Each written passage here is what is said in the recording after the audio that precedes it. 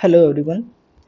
अब हम लोग ग्रुप कंडक्टर के इंडक्टेंस को देखने वाले हैं, लेकिन उससे पहले एक छोटा सा टॉपिक है इंडक्टेंस ऑफ हॉलो कंडक्टर का। ठीक है, लास्ट क्लास में हमने सॉलिड कंडक्टर और एसीएसआर कंडक्टर का इंडक्टेंस देखा। ठीक है, तो यहाँ पे यदि हम एक चीज़ और देखें, बेसिकली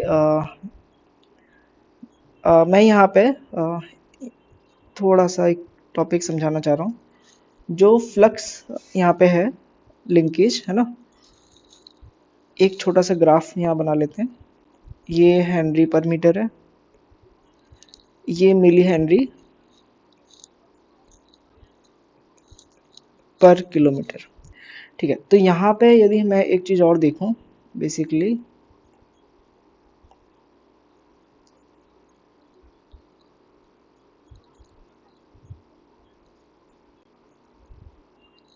मैं हॉलो कंडक्टर समझाना चाह रहा हूँ। उससे पहले एक बार इसको और देख लेते हैं, जिससे ये पॉइंट क्लियर हो जाएगा। ठीक है,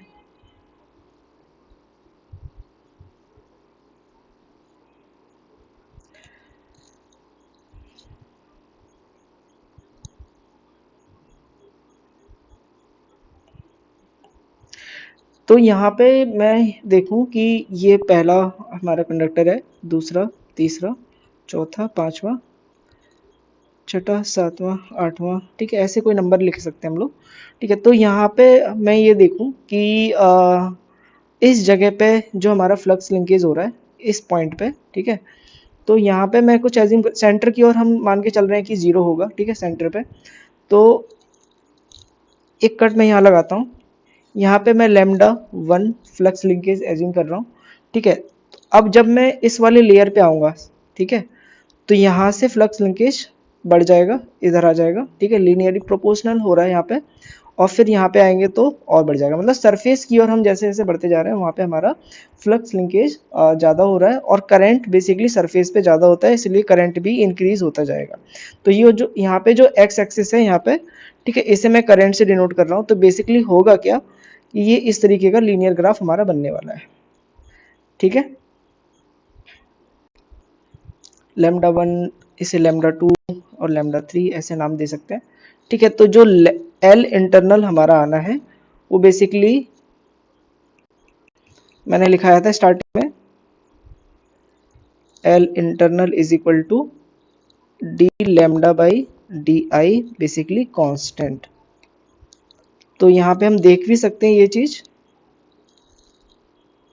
जब मैं डी लेमडा बाई डी आई करूँगा, है ना, यहाँ पे ये डी आई हो गया, ये डी लेमडा हो गया, तो जब मैं इसे करूँगा तो ये हमें कांस्टेंट मिलेगा एक। ठीक है, तो ये हमारा सॉलिड कंडक्टर के लिए यहाँ पे मैंने ये फ्लक्स लिंकेज दिखाया। ठीक है, अब यदि हम यहाँ पे बात करें हॉलो कंडक्टर का, तो हॉलो कंडक्टर में होगा क्या, ये हमारे पास एक कंडक्टर है,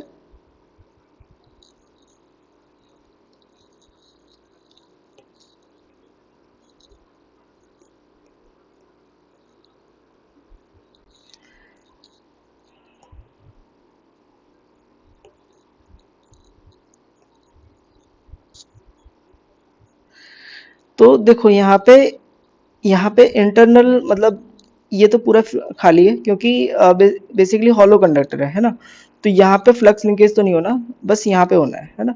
तो एल इंटरनल जो होगा हमारा, वो जीरो हो जाएगा। तो जो हॉलो कंडक्टर के लिए इंडक्टेंस हम निकालना चाहते हैं, वो बेसिकली होगा L internal plus L external जो हम लोग लिखते हैं, और इंटरनल जीरो है, तो बचेगा क्या हमारे पास, खाली एल एक्सटर्नल। तो यानी हॉलो कंडक्टर के लिए हमें सिर्फ एल एक्सटर्नल ही निकालना है, क्योंकि यहाँ पे सिर्फ यही सरफेस बचा है हमारे पास, इंटरनल में तो है ही नहीं कुछ भी। ठीक है, तो बेसिकली एक्सटर्नल के लिए हमने निकाला था, तो वो आया था 2 × 10⁻⁷ L N D by R, henry per metre. ठीक है, ये आया। इसका मतलब ये हुआ कि इंटरनल हमारा जीरो हो गया, है ना। तो जो L A C S R है ना, मतलब ए सी एस आर जो कंडक्टर था हमारे पास, उससे यहाँ पे जो हॉलो कंडक्टर जो है, उसका जो इंडक्टेंस है, वो बेसिकली कम हो जाएगा। ठीक है, बेसिकली यहाँ पे इंटरनल जीरो हो गया, बस एक्सटर्नल बचा। तो ACSR कंडक्टर का जो इंडक्टेंस है हॉलो कंडक्टर से ज़्यादा है। तो इस वजह से यहाँ पे मैं एक चीज़ और देखूं कि जो पावर है ACSR कंडक्टर का वो हॉलो कंडक्टर से कम होगा, क्योंकि जो पावर होती है ना, वो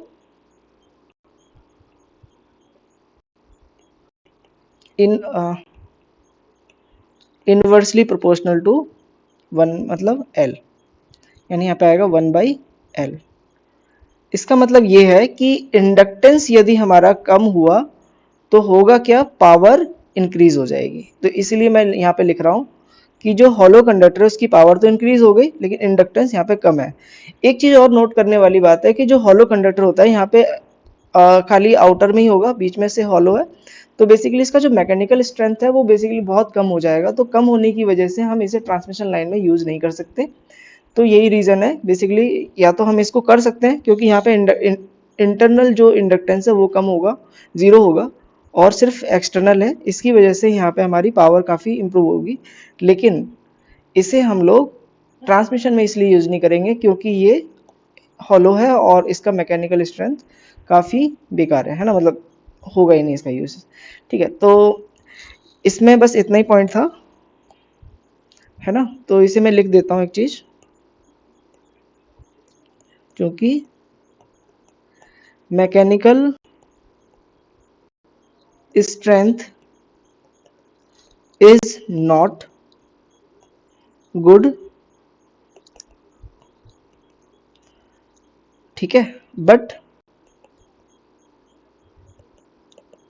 कंडक्टिंग या conductivity of hollow conductor is high than ACSR conductor, ठीक है।